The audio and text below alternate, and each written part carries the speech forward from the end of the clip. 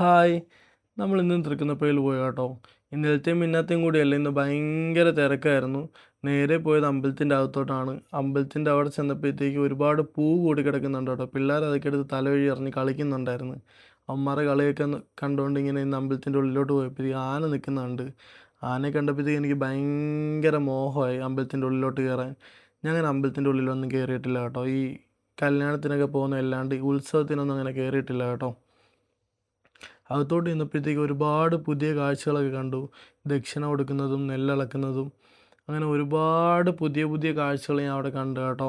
പിന്നെ ചേട്ടന്മാർ ചെണ്ട കൊട്ടുന്നതും വായിക്കുന്നതൊക്കെ കണ്ടുകൊണ്ട് കുറേ നേരം നിന്ന് കേട്ടോ. അപ്പോഴത്തേക്ക് എൻ്റെ സ്കൂളിലെ സമയത്ത് കൂട്ടുകാരന്മാർ ബെഞ്ചിൽ ഇങ്ങനെ കൊട്ടുമ്പം ചെവിയൊക്കെ വെച്ച് കൊടുക്കുന്ന ഓർത്ത് പോയി കേട്ടോ.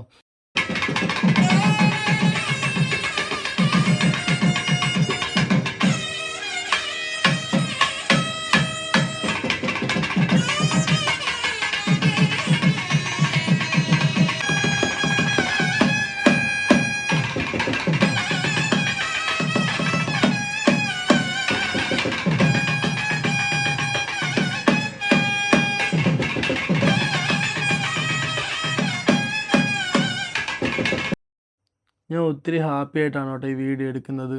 അമ്പലത്തിനുള്ളിൽ കയറാനും അവിടുത്തെ ഒരുപാട് കാഴ്ചകൾ കാണാനും പുതിയ പുതിയ കാര്യങ്ങൾ പഠിക്കാനും ഒക്കെ പറ്റിയതിൽ ഞാൻ ഒരുപാട് സന്തോഷിക്കുന്നുണ്ട് കേട്ടോ. എനിക്ക് എൻ്റെ സംശയങ്ങളൊക്കെ മാറ്റി തന്നൊരു ചേട്ടനുണ്ട്. ആ ചേട്ടന് ഒരുപാട് താങ്ക്സ് പറയുന്നുണ്ട്.